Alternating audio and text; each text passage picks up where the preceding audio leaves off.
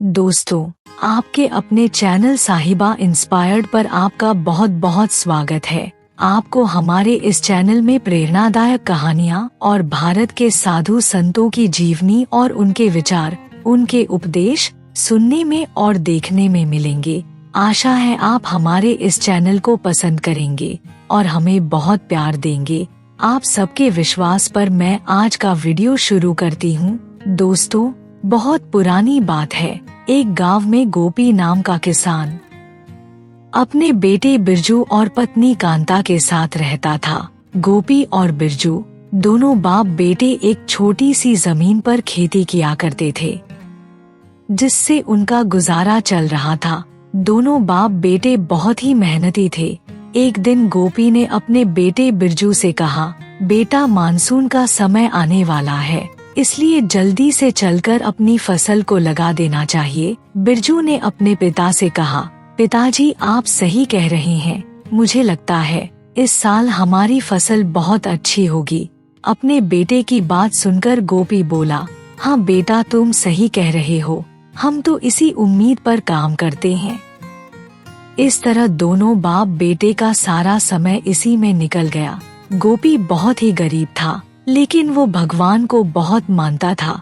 वो रोज काम पर निकलने से पहले भगवान को याद करता था और फिर उसके बाद ही काम पर जाता था। वो खेत पर जाने से पहले मंदिर के बाहर एक महात्मा बैठता था। गोपी रोज उसे प्रणाम करने के बाद ही काम पर जाता था। वो महात्मा बहुत ही ज्ञानी और भक्ति वाला था। गोपी हमेशा उसके सामने प्रार्थना करता था कि बाबा, हमारी गरीबी कब दूर होगी, कब हमारे अच्छे दिन आएंगे। महात्मा हर बार उसे यही समझाता था कि तुम भगवान के ऊपर विश्वास रखो, भगवान सबकी सुनता है, वो तुम्हारी भी सुनेगा और तुम्हारी सभी परेशानियों का हल करेगा। एक दिन गोपी बहुत परेशान था। वो काम पर निकला और अपनी आदत के अनुसार पहले महात्मा के दर्शन करने चला गया। वो महात्मा के पास जाकर रोने लगा और कहने लगा कि बाबा, आप तो सब जानते हो, इसलिए मेरी परेशानी का हल करो, जिससे मैं सुखी जीवन गुजार सकूं। महात्मा ने गोपी को इस तरह रोते हुए देखा तो उसके ऊपर तरस आ गया। महात्मा ने उसे कहा, बेटा, तुम चिंता मत करो, तुम्हारी सभी परेशानियां बड़ी जल्दी खत्म हो जाएगी। लेकिन तुम रोज भगवान को पहले की तरह याद करते रहना, भगवान तुम्हारी जल्दी ही सुनेंगे। तुम एक दिन राजा बनोगे। गोपी महात्मा की बात सुनकर बहुत खुश हुआ, लेकिन फिर मायूस होकर महात्मा से बोला, बाबा, ये कैसे हो सकता है? मेरे जैसा गरीब आदमी राजा कैसे बन सकता है? महात्मा ने उसकी बात सुनकर कहा, बेटा, तुम भगवान के ऊपर विश्वास रखो, जो मैंने कहा है वो जरूर पूरा होगा। तुम एक दिन राजा जरूर बनोगे, लेकिन एक बात याद रखना, तुम्हें किसी भी प्रकार के लालच में नहीं पड़ना, क्योंकि लालच इंसान को बर्बाद कर देता है। इसलिए जो कुछ भी करो, सोच समझ कर करना। महात्मा की बात सुनकर गोपी ने कुछ देर सोचा, फिर महात्मा को हाथ जोड़कर प्रणाम किया और खेत पर चला गया। खेत पर उसका बेटा बिरजू पहले ही पहुंच गया था। दोनों बाप बेटा मिलकर खेत में काम करने लगे। दोनों जल्दी जल्दी से खेत को खोदने लगे ताकि बारिश आने से पहले फसल को अच्छी तरह लगा सके, ताकि बारिश से उनकी फसल अच्छी हो जाए। दोनों जी तोड़ मेहनत कर रहे थे। उनको काम करते करते शाम हो गई। गोपी जमीन को खोद रहा था और उसका बेटा बीज लगा रहा था। तभी बिरजू को एक चमकीली चीज नजर आई, जो कि खेत के बीच में चमक रही थी। बिरजू उसको देखकर हैरान रह गया। उसने अपने पिता को जमीन खोदने से रोका। गोपी उसकी बात सुनकर रुक गया। तभी बिरजू उसके पास गया। उसने बड़े ध्यान से देखा तो जमीन में से एक छोटा सा बक्सा निकल रहा था और ये चमक उस बक्से से आ रही थी। उसने अपने पिता से कहा, पिताजी, जमीन में कोई बक्सा दबा हुआ है। गोपी ने जब देखा तो बोला, बेटा, तुम सही कह रहे हो, लेकिन ये बक्सा यहाँ कौन दबा गया? चलो इसको निकाल कर देखते हैं। दोनों ने बहुत मेहनत से बक्से को बाहर निकाला। बक्से को देखकर गोपी बोला, बेटा ये बक्सा तो पुराने समय का लगता है। गोपी ने बक्से को उठाया। वो मन ही मन खुश हो रहा था और सोच रहा था कि इसमें कोई खजाना लगता है। उसके बाद दोनों बक्से को खोलने लगे। जब उन्होंने बक्से को खोला तो बक्से के अंदर एक चमकीला हीरा और एक कागज की पर्ची पड़ी हुई थी। गोपी तो पढ़ा लिखा नहीं था, इसलिए उसने पर्ची बिरजू को पकड़ा दी और उससे कहा, बेटा देखो इसमें क्या लिखा है। बिरजू ने पर्ची को खोला तो उसमें लिखा था, ये हीरा कोई मामूली हीरा नहीं है, ये इच्छा पूरी करने वाला हीरा है। लेकिन एक बात याद रखना, ये हीरा सभी इच्छाएं पूरी कर सकता है, लेकिन मरे हुए व्यक्ति को जीवित नहीं कर सकता। गोपी ने उतावले स्वर में बिरजू से पूछा, बेटा इस पर्ची में क्या लिखा है? क्या ये कोई खजाने का नक्शा है? बिरजू पर्ची पर लिखा हुआ पढ़कर बहुत हैरान था। उसने हरिचंद से कहा, नहीं पिताजी, इसमें ये लिखा है कि ये हीरा सभी इच्छाएं पूरी कर सकता है। आप जो भी मांगोगे वही मिलेगा।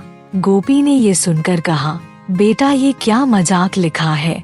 क्या कभी ऐसा हो सकता है? इस हीरे को वापस बक्से में रख दो, इससे हमारा काफी समय बर्बाद हो गया। बिरजू बहुत ही समझदार था। उसने कहा, पिताजी आप रुकिए, हम इससे कुछ मांग कर देखते हैं कि पर्ची में सही लिखा है या गलत। बिरजू सोचने लगा कि हीरे से क्या मांगा जाए। तभी उसकी नजर अपने पिता के पैरों पर पड़ी। उसने देखा पिता के पैरों में चप्पल नहीं थी। उसने हीरे को अपने हाथ में लेकर कहा, ए चमत्कारी हीरे, पिताजी के लिए एक नई चप्पल दे दो। जैसे ही बिरजू ने ये कहा तो एक चमत्कार हुआ। गोपी के पैर में नई चप्पल आ गई। गोपी ये देखकर बहुत हैरान हुआ और बोला, बेटा ये हीरा तो सच में चमत्कारी है। तभी एकदम से गोपी को महात्मा की बात याद आ गई कि बेटा तुम चिंता मत करो, भगवान बहुत जल्दी सब कुछ ठीक कर देंगे। वो समझ गया कि उसने माँ को मन ही मन श्रद्धा से याद किया। तभी उसका बेटा बिरजू बोला, पिताजी अब आपको चिंता करने की कोई जरूरत नहीं है, अब हम बहुत जल्दी अमीर बनने वाले हैं। उसके बाद दोनों बाप बेटा खेत का काम खत्म करके साथ में चमत्कारी हीरे को लेकर घर आ गए। जब दोनों घर पहुँचे तो बहुत खुश थे। गोपी की पत्नी सावित्री ने दोनों को इतना खुश देखा तो पूछा, क्या बात है, आज बाप बेटा दोनों बहुत खुश हैं, और ये आपके हाथ में क्या है? गोपी ने अपनी पत्नी से कहा, कांता थोड़ा धीरे बोलो, कहीं ये बात कोई सुन ना ले। अब हमारी गरीबी हमेशा के लिए खत्म होने वाली है। अब हमें पैसों के लिए किसी का मोहताज नहीं रहना होगा। फिर गोपी ने बक्से में से हीरा निकाला और अपनी पत्नी से कहा, ये कोई मामूली हीरा नहीं है, ये इच्छा पूरी करने वाला हीरा है। इसे जो भी मांगेंगे वही मिलेगा। कांता गोपी की बात सुनकर हैरान हो गई और बोली, ये तुम बहुत अच्छी बात कह रहे हो। अब तो हम भी पैसे वाले बन जाएंगे और मेरे पास भी बहुत सारे सोने चांदी के जेवर होंगे। फिर कुछ सोचकर कांता बोली, चलो पहले इससे कुछ मांग कर देखते हैं। ये कहकर कांता ने हीरे को हाथ में लिया और बोली, ए चमत्कारी हीरे, मुझे सोने चांदी के जेवर दे दो। जैसे ही कांता ने ये कहा, एक चमत्कार हुआ। कांता के गले में बहुत ही कीमती हार आ गया। इतने कीमती हार को देखकर कांता की आंखें फटी की फटी रह गई। वो बोली, मैंने कितने सपने देखे थे कीमती हार के लिए, और आज मेरा सपना पूरा हो गया। इस तरह कांता इच्छा पूरी करने वाले हीरे से कई चीजें मांग लेती है। अब कांता के पास बहुत जेवर हो गए थे। गोपी बार बार महात्मा का धन्यवाद देने लगा। इस तरह कुछ समय के अंदर है गोपी के पास बहुत पैसा हो गया। एक दिन गोपी ने अपनी पत्नी से कहा, कांता अब हमारे पास बहुत पैसा हो गया, हमें अब किसी चीज की कमी नहीं रही, इसलिए अब हम इस हीरे को वापस जमीन में दबा देते हैं। कांता ने गोपी की बात सुनकर कहा, ये आप क्या कह रहे हो? इतने से हमारा क्या होगा? हमें तो अभी और भी पैसे चाहिए। गोपी ने उसकी बात सुनकर कहा, कांता, इतना लालच ठीक नहीं है। इस हीरे की वजह से हम किसी परेशानी में ना फंस जाए। मुझे तो इस हीरे से डर लगने लगा है। गोपी के बार बार समझाने पर भी कांता नहीं समझ रही थी। वो हीरे को अपने साथ लेकर अंदर चली गई। वहीं दूसरी तरफ गोपी की तरक्की देखकर गांव के लोग उससे जलने लगे। गोपी के एकदम से अमीर होने की बात पूरे गांव में फैलने लगी और ये बात गांव के जमींदार के पास भी पहुंच गई। कुछ चापलूस लोग जमींदार के पास पहुंच गए और उसको बोले, जमींदार जी, बहुत जल्दी आपकी जमींदारी खत्म होने वाली है, क्योंकि अब आपसे भी धनवान हमारे गांव का गोपी बन गया है। अचानक से पता नहीं उसके पास इतना सारा धन और सोना चांदी कहां से आ गया। ऐसा लगता है जैसे उसकी किस्मत ही बदल गई। लोगों की बात सुनकर जमींदार हैरान रह गया और बोला, तुम उस गोपी की बात कर रहे हो जिसके पास थोड़ी सी जमीन थी? वो मुझसे आगे कैसे बढ़ गया? लगता है उसके हाथ कोई बड़ा खजाना लग गया है। फिर जमींदार ने अपने आदमियों को बुलाया और कहा, तुम लोग गोपी पर नजर रखो और ये पता करो कि वो इतनी जल्दी अमीर कैसे हो गया। तुम में से जो भी कोई मुझे पता करके बताएगा, उसे मैं बहुत बड़ा इनाम दूंगा। उसके बाद जमींदार के आदमी वहाँ से चले गए। वो रात होने का इंतजार करने लगे कि कब गोपी घर वापस आए और वो इसके बारे में पता करें। जब रात हुई तो वो लोग गोपी के घर के अंदर झांकने लगे। उन्होंने देखा कि गोपी और उसकी पत्नी आपस में बातें कर रहे थे। गोपी की पत्नी कह रही थी, मुझे थोड़ ऐसे और जेवर और पैसे चाहिए। ये कहकर उसने हीरे को निकाला और उस हीरे से जेवर और पैसे मांगने लगी। जैसे ही उसने जेवर और पैसे मांगे, उसके सामने पैसों और जेवर का ढेर लग गया। जमींदार के नौकर ये देखकर हैरान हो गए कि ये चमत्कार कैसे हुआ। उन लोगों को गोपी के अमीर होने का राज पता चल चुका था, इसलिए उन लोगों ने जमींदार के पास जाकर सारी बात बता दी। जमींदार भी उनकी बात सुनकर बहुत हैरान हुआ और बोला, अच्छा तो ये बात है। मैं भी सोच रहा था एक गरीब सा किसान इतनी जल्दी अमीर कैसे हो गया। उसके बाद जमींदार हीरे को पाने के बारे में सोचने लगा। कुछ देर सोचने के बाद जमींदार ने अपने नौकरों को कुछ पैसे दिए और फिर उनको कुछ समझाने लगा। उसके बाद जमींदार अपने नौकरों और गांव के कुछ लोगों को साथ लेकर गोपी के घर पहुंच गया। गोपी के घर के बाहर पहुंचकर उसने गोपी को बाहर बुलाया। गोपी बाहर आया और बोला, कहिए जमींदार जी, क्या काम है, कैसे आना हुआ? जमींदार ने उसकी बात सुनकर कहा, मुझे तुम्हारे अमीर होने का राज पता चल गया है और तुम्हें जो इच्छा पूरी करने वाला हीरा मिला है वो हमारे गांव की जमीन से मिला है और वो जमीन मेरे क्षेत्र में आती है, इसलिए वो हीरा अब मेरा हुआ। उस पर तुम्हारा कोई हक नहीं है। गोपी ने उसकी बात सुनकर कहा, वो हीरा मेरा है क्योंकि वो मेरी जमीन से निकला है, इसलिए वो मेरा हुआ। भले ही वो जमीन आपके क्षेत्र में आती है, लेकिन जमीन का मालिक तो मैं हूँ ना। जमींदार ने उसकी बात सुनकर गुस्से में कहा, तुम्हारी भलाई इसी में है, चुपचाप वो हीरा मेरे हवाले कर दो, नहीं तो मैं महाराज को सारी बात बता दूंगा, जिससे तुम्हें चोरी के इल्जाम में बहुत बड़ी सजा होगी।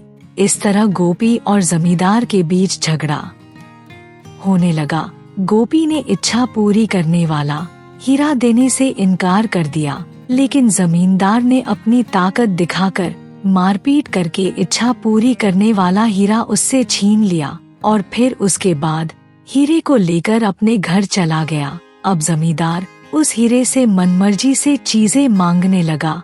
जमींदार जो भी इच्छा करता वो तुरंत पूरी हो जाती। उधर गोपी ने इच्छा पूरी करने वाले हीरे को खोने के बाद सारी बात राजा को बताने का फैसला किया और अगले दिन गोपी राजा से मिलने पहुंच गया और उसने राजा को इच्छा पूरी करने वाले हीरे के बारे में सब कुछ बता दिया। राजा गोपी की बात सुनकर बहुत खुश हुआ और बोला, उस इच्छा पूरी करने वाले हीरे से तो हम अपने खजाने को और भी ज्यादा बढ़ा सकते हैं, जिससे मैं इस देश का सबसे धनवान और ताकतवर राजा बन जाऊंगा।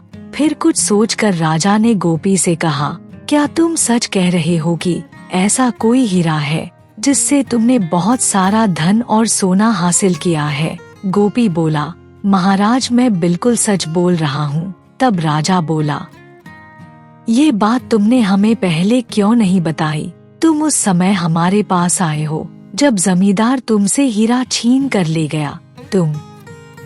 एक बात याद रखनी चाहिए थी कि इस राज्य में सबसे ज्यादा धन और सोना केवल राजा के पास ही होना चाहिए, किसी गरीब किसान के पास नहीं। उसके बाद राजा ने मंत्री से कहा, तुम सैनिकों को साथ लेकर जमींदार के पास जाओ और उस चमत्कारी हीरे को लेकर मेरे पास आओ और गोपी को चोरी के जुर्म में जेल में डाल दो, क्योंकि इसने हमसे सच्चाई छुपाई है, इसलिए इसकी यही सजा होनी चाहिए। और उस जमींदार को भी लाकर इसके साथ जेल में डाल देना, क्योंकि वो भी चोर है, उसको भी सजा मिलनी चाहिए। राजा की बात सुनकर गोपी हाथ जोड़कर बोला, महाराज ये जुल्म मत कीजिए, मैंने कोई चोरी नहीं की, मेरी कोई गलती नहीं है, इसलिए कृपया मुझे माफ कर दीजिए। मेरा परिवार भूखा मर जाएगा महाराज, मुझे जेल में मत डालिए। इस तरह गोपी राजा के सामने रोता गिड़गिड़ाता रहा, लेकिन जालिम राजा ने उसकी एक ना सुनी और उसे जेल में डाल दिया। मंत्री ये देखकर बहुत दुखी हुआ, क्योंकि गोपी बहुत ही भला और ईमानदार आदमी था। राजा के जुल्मों से पूरी प्रजा परेशान थी, क्योंकि राजा उनसे दोगुना लगान लेता था और अगर कोई मना करता तो उसे जेल में डाल दिया जाता। लेकिन मंत्री की मजबूरी थी, वो कुछ कर नहीं सकता था। और फिर राजा के आदेश के बाद मंत्री सैनिकों को लेकर जमींदार के पास पहुंच गया। जमींदार ने उनको देखकर पूछा, कहिए मंत्री जी कैसे आना हुआ? मुझे हुक्म करते, मैं खुद चला आता। मंत्री ने जमींदार की बात सुनकर कहा, जमींदार तुम्हारे खिलाफ एक शिकायत आई है और शिकायत के अनुसार मुझे तुम्हें गिरफ्तार करना पड़ रहा है। जमींदार मंत्री की बात सुनकर घबरा गया और बोला, मंत्री जी, मैंने ऐसा कौन सा गुनाह किया है जिसके लिए आप मुझे गिरफ्तार करने आए हैं? मंत्री ने जमींदार की बात सुनकर कहा, जमींदार अनजान बनने का नाटक मत करो, हमें उस इच्छा पूरी करने वाले जादुई हीरे के बारे में सब पता है जो तुम गोपी से मारपीट करके ले आए हो। अब तुम्हारी भलाई इसी में है कि वो जादुई हीरा हमें दे दो, वरना कठोर सजा भुगतने के लिए तैयार हो जाओ। मंत्री की बात सुनकर जमींदार बोला, मंत्री जी वो जादुई हीरा मेरा है, क्योंकि वो मेरे क्षेत्र से मिला है। मंत्री को उसकी बात सुनकर गुस्सा आ गया और बोला, तो तुम ऐसे नहीं मानोगे। जो क्षेत्र तुम्हारी जमींदारी के इलाके में आता है वो इस राज्य में आता है, यानी कि राजा के राज्य में, इसलिए अब जादुई हीरा राजा के पास जाएगा। अगर तुम नहीं दोगे तो तुम्हें बहुत कठोर दंड मिलेगा। जमींदार मंत्री की बात सुनकर घबरा गया और बोला, मंत्री जी अगर ऐसी बात है तो आप हीरा ले जाइए, लेकिन मुझे वचन दीजिए कि मेरे ऊपर कोई कार्रवाई नहीं होगी। ये कहकर जमींदार घर के अंदर चला गया और जादुई इच्छा पूरी करने वाले हीरे को लेकर बाहर आया और मंत्री को दे दिया। जैसे ही जादुई इच्छा पूरी करने वाला हीरा मंत्री के हाथ में आया, मंत्री ने सैनिकों से कहा, इस जमींदार को चोरी के जुर्म में गिरफ्तार कर लो। और साथ ही इसने एक किसान से मारपीट करके हीरा छीना है, इसलिए अब इसे कठोर सजा मिलेगी। मंत्री के बात सुनकर जमींदार के पैरों के नीचे से जमीन निकल गई। वो हाथ जोड़कर मंत्री से बोला, नहीं नहीं मंत्री जी, मेरे साथ ऐसा मत कीजिए। आपने मुझे वचन दिया था कि आप मुझे गिरफ्तार नहीं करोगे। मंत्री ने जमींदार की बात सुनकर कहा, जमींदार, मैं राजा के आदेश का पालन कर रहा हूँ। इस तरह जादुई हीरे और जमींदार को लेकर मंत्री वापस राजमहल चला गया। राजमहल पहुंचकर मंत्री इच्छा पूरी करने वाले हीरे को राजा के सामने रख देता है और जमींदार को गोपी के साथ जेल में बंद कर देता है। गोपी जेल में बैठा हुआ महात्मा को याद कर रहा था और कह रहा था, बाबा ये मेरे साथ क्या हो गया, आपने मुझे कैसा विचित्र वरदान दे दिया। तभी गोपी अपने सामने जमींदार को देखकर बोला, जमींदार आप यहाँ कैसे? गोपी की बात सुनकर जमींदार मायूस स्वर में बोला, हाँ गोपी, तुम मुझे माफ कर देना। गोपी ने उसकी बात सुनकर कहा, मुझे पहले से आभास हो रहा था कि इस इच्छा पूरी करने वाले हीरे की वजह से कोई ना कोई संकट आने वाला है, और देखो ऐसा हो गया। और उधर दूसरी तरफ राजा उस इच्छा पूरी करने वाले हीरे से सोना, चांदी, हीरे, मोती, आभूषण मांगकर रात दिन अपने खजाने को बढ़ाता चला गया और अब राजा के पास पहले से ज्यादा धन दौलत हो गई। राजा के पास अपार धन दौलत की खबर दूसरे राजाओं के पास भी पहुंच गई। दूसरे राजाओं ने राजा विक्रम सिंह की दौलत हथियाने के लिए उसके राज्य पर हमला करने की चेतावनी भेज दी। ये देखकर राजा विक्रम सिंह डर गया और उसने अपने धन और राज्य को बचाने के लिए एक सभा बुलाई। सभी लोग जब सभा में आ गए तो राजा ने मंत्री से कहा, हमारे राज्य पर दूसरे राजाओं की बुरी नजर पड़ गई है और वो बहुत जल्दी हमारे ऊपर हमला करने वाले हैं। आप कोई उपाय बताइए। राजा की बात सुनकर मंत्री ने चापलूसी भरे स्वर में कहा, महाराज आपको डरने की क्या जरूरत है, आप शक्तिशाली राजा हो और हमारे राज्य में धन की भी कमी नहीं है और हमारे ऊपर अगर कोई हमला करता है तो हम मुकाबला कर सकते हैं। राजा मंत्री की बातों में आ गया। उधर मंत्री सोच रहा था कि राजा बहुत ही जालिम और क्रूर है। इस राजा के कारण सभी लोग बहुत परेशान और दुखी रहते हैं, इसलिए उसने राजा को ये सब कहा था। अगले दिन दुश्मन देश के राजाओं ने उस राज्य पर हमला कर दिया। बहुत दिनों तक मुकाबला चला, लेकिन दूसरे देश के राजाओं के सामने राजा विक्रम सिंह की एक ना चली और उन्होंने राजा विक्रम सिंह को मार दिया और फिर उसके बाद राज्य का धन लूटकर सभी चले गए।